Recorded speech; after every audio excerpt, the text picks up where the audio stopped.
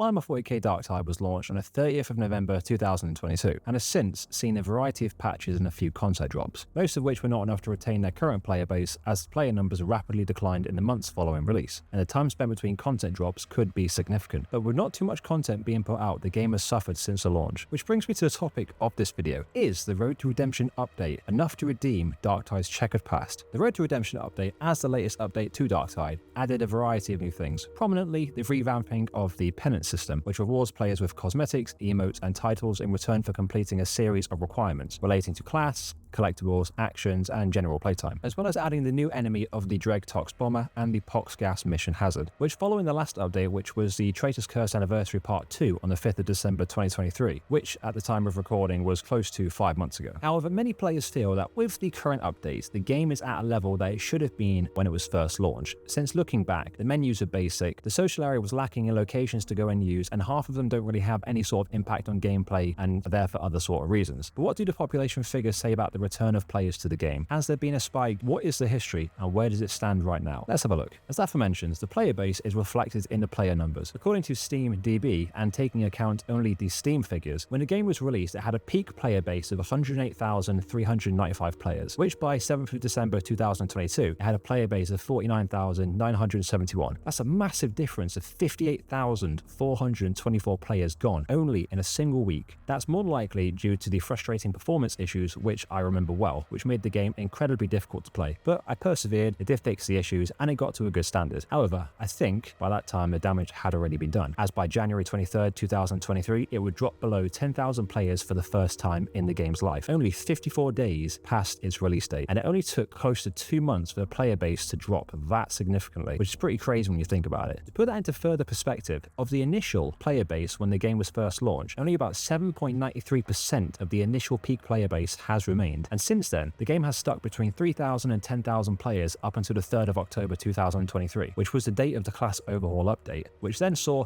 a big spike in population, peaking at 33,824 players on the 8th of October 2023, which of course declined again, and then until the 12th of April 2024, when the Road to Redemption update came out, it peaked again on the 21st of April at 9,465, nowhere near to the same figures we saw last, and around the same population as the February 4th, 2024, as it showed in the things on screen. And the population since then has not really recovered, and it tends to sit around an average of about 5,000 players to this day post-update, which isn't too bad, it's better than nothing. From the figures, I'm sure that we'll never see the likes of super high population counts for the remainder of this game's life, for a handful of reasons. Number one, it's close to 2 years old, which, correct me if I'm wrong, is kind of old for a game. And number two, there are better, newer, and more exciting games out on the market, which people tend to play more often. But bring it back to the question of the video, is the update enough to redeem Darktide? In short, I don't think so. It's fun to grind and unlock the new penances, and I actually quite like them. And I like to try and maximum complete games, which I know isn't for everybody, but it piqued my interest enough to return. I'm genuinely enjoying the game since. It's actually been quite fun and enjoyable revisiting the game and hunting the enemies of mankind down, as well as having the new introduction of the Martyr Skulls, which you can check my tutorial/guides on if you're also replaying Darktide right now, and the Heretical Idol hunts you can search the map for, both of which have corresponding penances and rewards alongside them to complete. It does help to break up the gameplay, make you pause, think, and hunt for the little idols and skulls when you get a spare minute. But what does the community think about it? I posted just that question on the r/Darktide Reddit page, and I wanted to know what the community's thought of the question. And I know I'm not alone in thinking that it still isn't enough, and with a nice amount of responses, some short, some long, we can see what the community thinks post Road to Redemption update, and what Darktide may need in the future to re-pique the interest of gamers once more. They can find that post below in my pinned comments. Overall, the community response from what I've seen has been somewhat mixed.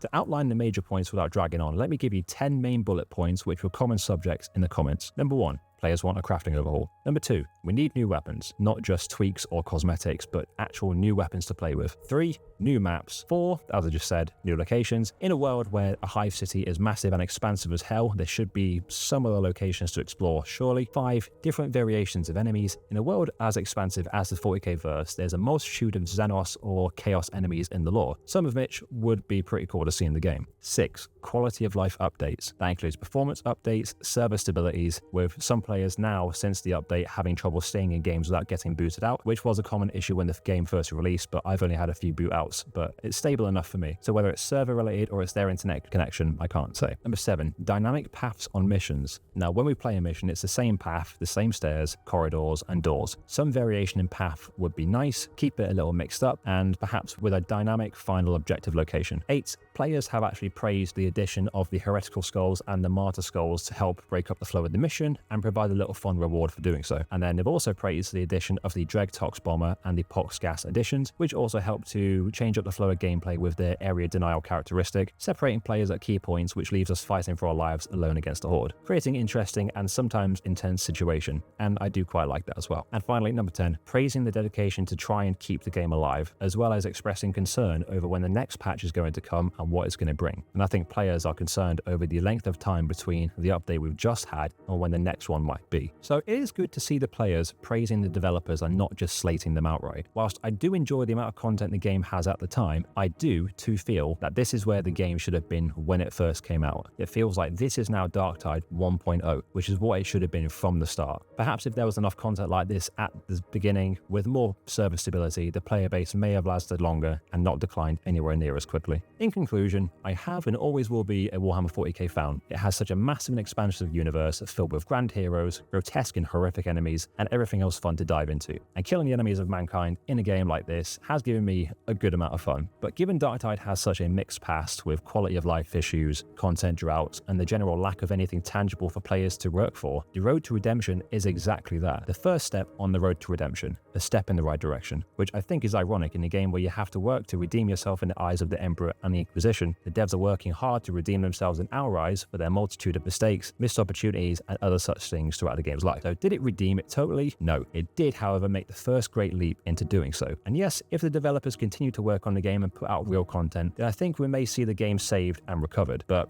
if they don't, I don't see this game lasting. Maybe with the production of a few new things for players to do, possibly ceasing at the end of this year, and with other games out at the minute, and with a special Space Marine 2 coming out this year too, to be completely honest, I think this game may die, or the minute population who keep playing the game will dwindle away and it may die totally. Who knows? So what are your thoughts on whether Darktide has taken the step in the right direction? Let me know below in the comments. Link to the Reddit post is in my pinned comment. If you like the video, leave it a like and sub as usual. If you want to see more question/opinion pieces like this, take it easy, take care, and have a good one. Bye-bye.